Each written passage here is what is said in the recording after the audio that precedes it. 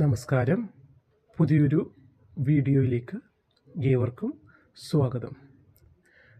ഒരുപാട് ദിവസങ്ങൾക്ക് ശേഷമാണ് ഒരു ലോങ് വീഡിയോ ചെയ്യാൻ കുറച്ച് അസൗകര്യങ്ങൾ ഉണ്ടായിട്ടുണ്ട്. എങ്കിലും ഞാൻ നിങ്ങൾക്കായി ഷോർട്സ് വീഡിയോ ചെയ്യുന്നുണ്ടായിരുന്നു. എല്ലാവരും കണ്ടു കാണുമെന്ന് വിശ്വസിക്കുന്നു. കണ്ട എല്ലാവർക്കും ഒരുപാട് താങ്ക്സ്. ഇനിയും മുന്നോട്ടുള്ള വീഡിയോകളിൽ എന്നെ സപ്പോർട്ട് ചെയ്യാൻ എല്ലാവരും കൂടെ ഉണ്ടാകുമെന്ന് വിശ്വസിക്കുന്നു. അപ്പോൾ ഇന്നത്തെ വീഡിയോയിൽ പറയാൻ പോകുന്നത് ചെറിയൊരു വീഡിയോ ആണ്. എങ്കിലും എപ്പോഴും നന്മയുടെ ഭാഗത്ത് നിന്ന് വാദിക്കുന്ന, അതായത് അല്ലെങ്കിൽ സംസാരിക്കുന്ന നക്ഷത്രക്കാരെ കുറിച്ചാണ് ഇന്നത്തെ വീഡിയോയിൽ പറയാൻ പോകുന്നത്. വീഡിയോ ഇഷ്ടമായാൽ ഒന്ന് ലൈക്ക് ചെയ്യാനും ചാനൽ ഒന്ന് സബ്സ്ക്രൈബ് ചെയ്യാനും മറക്കല്ലേ. നന്മ ഏവർക്കും അറിയാം. ഇന്നത്തെ ഈ കാലം, അതായത് കലിയുഗമാണ്.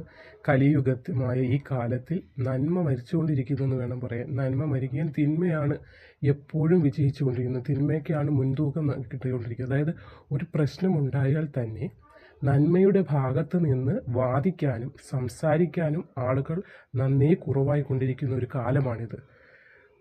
ഇപ്പോൾ ഒരു പ്രശ്നം നടന്നാൽ തന്നെ രണ്ട് പക്ഷത്തുള്ള ആളുകളും എവിടെയാണ് മെജോറിറ്റി കൂടുതൽ എന്ന് നോക്കിയിട്ട് ആ പക്ഷത്തോട് ചാടുന്ന ആളുകളെയാണ് നമ്മൾ കാണുന്നത്. അത് ചിലപ്പം നെഗറ്റീവിൻ്റെ ഭാഗത്തായിരിക്കും മെജോറിറ്റി കൂടുതലെങ്കിൽ അവിടെയാണ് ശരിയെന്ന് തോന്നി അവിടോട്ട് ചാടും. പക്ഷേ ആ ഭാഗമായിരിക്കും തെറ്റ്. ഇപ്പുറത്ത്, അതായത് സത്യത്തിൻ്റെ പാതയിലേക്ക് വരാൻ കൂടുതൽ ആളുകൾ മടിക്കുന്നു. അത് എന്തുകൊണ്ടെന്നറിയാൻ വയ്യ.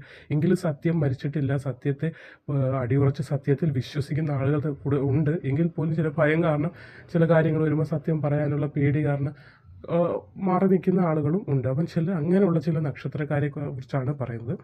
അതിൽ ആദ്യത്തെ നക്ഷത്രം പുണർതമാണ്.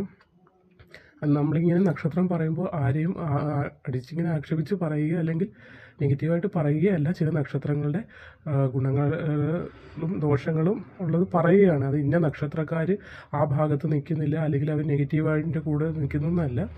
നന്മയ്ക്ക് വേണ്ടി എപ്പോഴും വാദിക്കുന്ന ചില നക്ഷത്രക്കാരുണ്ട്. ഏത് പ്രവൃത്തിയിലും നന്മയ്ക്ക് വേണ്ടി വാദിക്കുന്ന നക്ഷത്രക്കാരെ കുറിച്ചാണ് പറയുന്നത്. അതിൽ ഒന്നാമത്തെ നക്ഷത്രം പുണർതമാണ്. പുണർതം നക്ഷത്രക്കാർ ഒരു പ്രശ്നം വരുമ്പോൾ എപ്പോഴും നന്മയുടെ കൂടെ നിൽക്കാൻ ആഗ്രഹിക്കുന്നവരാണ്. രണ്ട് വശമുണ്ട്. ഒരു നാണയത്തിനായാലും രണ്ട് വശങ്ങളുള്ളതുപോലെ തെറ്റും ശരിയും രണ്ട് വശങ്ങളുണ്ട്. അപ്പോൾ ഈ പറയാൻ പോകുന്ന കുറച്ച് നക്ഷത്രക്കാർ എപ്പോഴും നന്മയ്ക്ക് വേണ്ടിയായിരിക്കും അവർ മുൻതൂക്കം കൊടുക്കുന്നത്, സത്യത്തിന് വേണ്ടിയായിരിക്കും അവർ മുൻതൂക്കം കൊടുക്കുന്നത്. അപ്പം പുണർതം, മകം, മകയിരം, മൂലം, തിരുവോണം, പൂരുരുട്ടാതി, ചതയം, അനിഴം, ഉത്രം, ചോതി, തിരുവാതിര, ഇതൊക്കെയാണ് ആ നക്ഷത്രക്കാർ. അപ്പോൾ ഈ നക്ഷത്രക്കാരാണ് എപ്പോഴും അവർ നന്മയുടെ ഭാഗത്തെ നിൽക്കും.